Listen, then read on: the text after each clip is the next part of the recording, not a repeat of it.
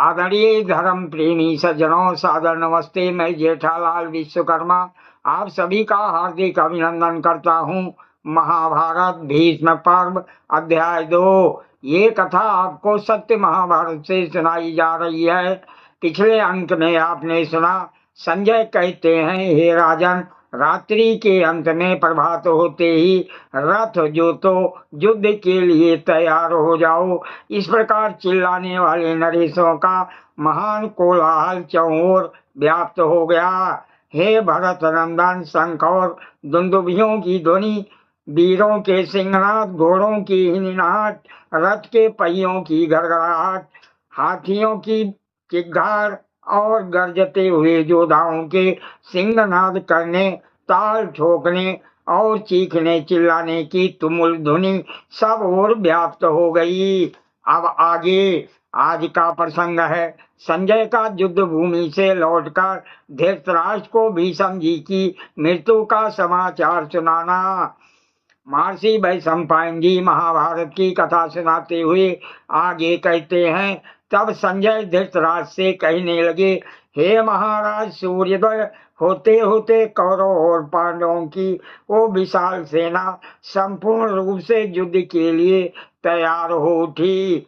हे राजेंद्र, उस समय आपके पुत्रों और पांडवों के दुर्दम्य आसरसत चंद्रमा के समान प्रकाशित हो उठे।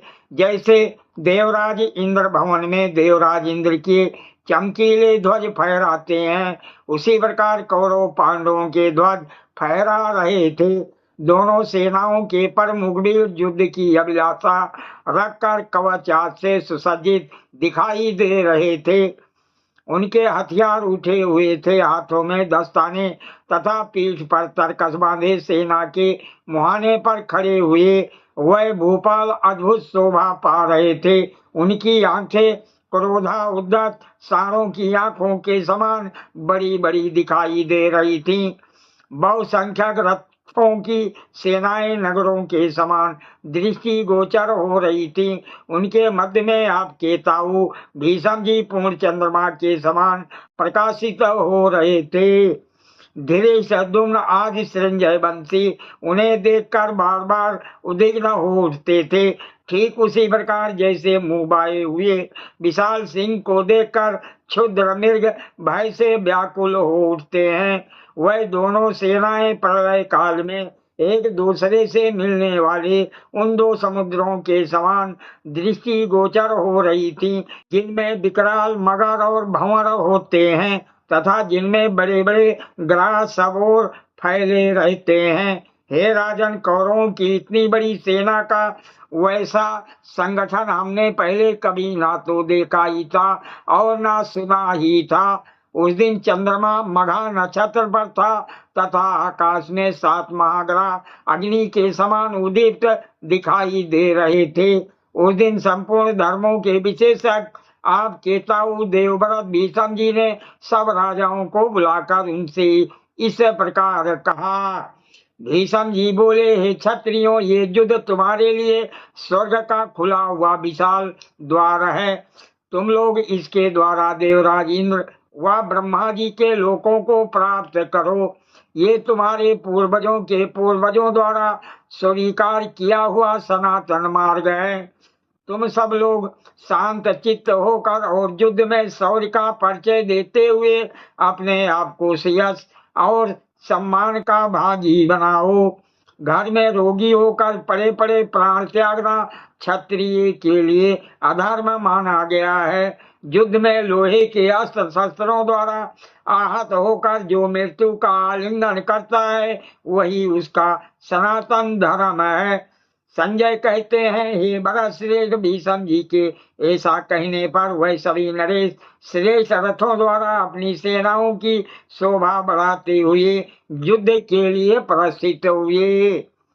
हे भरत भूषण, इस युद्ध में भीष्म जी ने मंत्रियों तथा बंधुओं सहित कर्ण के अस्त्र शस्त्र रखवा दिए थे। अतः आपके पुत्र और अन्य नरेश बिना कर्ण के ही अपने सिंहनाद से 10 दिशाओं को गुंजाते हुए युद्ध के लिए निकले। हे दुर्घस नरेश, आपके पुत्रों और पांडवों की सेनाएं एक दूसरे के निकट आने पर कांप उठी। धृतराष्ट्र ने पूछा, हे संजय, मेरी 11 चौड़ी सेना को व्यूह आकार में खड़ी हुई देख पांडव नंदन युधिष्ठिर ने उनका सामना करने के लिए अपनी थोड़ी सी सेना के द्वारा किस प्रकार व्यूह रचना की। संजय कहते हैं, हे राजन, युद्ध के लिए उद्यत हुई दुर्योधन की विशाल सेना को देखकर कुंती पुत्र राजा युधिष्ठिर के मन में विषाद छा गया। भीष्म जी ने जिस तरह व्यूह की रचना की थी उसका भेदन करना असंभव था। उसे अक्षोभ सा देखकर पांडु नंदन युधिष्ठिर की कांति फीकी पड़ गई और वह अर्जुन से इस प्रकार कहने लगे। युधिष्ठिर बोले, हे महाबाहो, हे धनंजय, जिसके प्रधान योद्धा पितामह भीष्म है, उन धृतराष्ट्र पुत्रों के साथ हम रणभूमि में कैसे युद्ध कर सकते हैं। महातेजस्वी शत्रु संहारक भीष्म जी ने शास्त्रीय विधि के अनुसार ये अक्षोभ एवं अभेद व्यूह रचा है। हे शत्रु संहारक अर्जुन, हम लोग अपनी सेनाओं के साथ प्राण संकट की स्थिति में पहुंच गए हैं। इस महान व्यूह से हमारा उद्धार कैसे होगा। अर्जुन बोला, विजय की इच्छा रखने वाले सूरवीर अपने बल और पराक्रम से वैसी विजय नहीं पाते जैसी कि सत्य, सज्जनता, धर्म और उत्साह से प्राप्त कर लेते हैं। अधर्म, लोभ और मोह त्याग कर तथा उद्यम का सहारा ले अहंकार शून्य होकर युद्ध करो। जहाँ धर्म है उसी पक्ष की विजय होती है। हे नृपश्रेष्ठ, ये लीजिए, मैं आपके लिए आविचल एवं दुर्जय वज्र व्यूह की रचना करता हूँ, जिसका आविष्कार वज्रधारी देवराज इंद्र ने किया है, जो संग्राम में प्रचंड वायु की भांति उठकर शत्रुओं के लिए दुस्साह हो उठते हैं।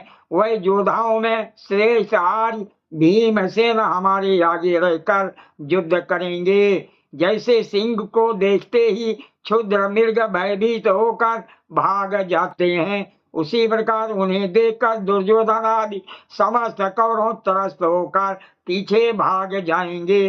संसार में ऐसा कोई भी वीर पुरुष नहीं है जो भयंकर पराक्रम प्रकट करने वाले और क्रोध में भरे हुए नर श्रेष्ठ बिरकोदर की ओर देखने का साहस भी कर सके।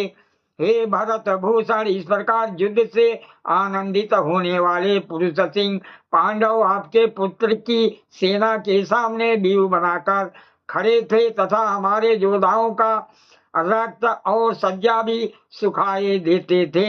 हाथ में गदा लिए भीमसेन को आगे खड़ा देखकर हमारी सेना भयभीत हो रही थी। सादर प्रणाम। जय श्री कृष्ण।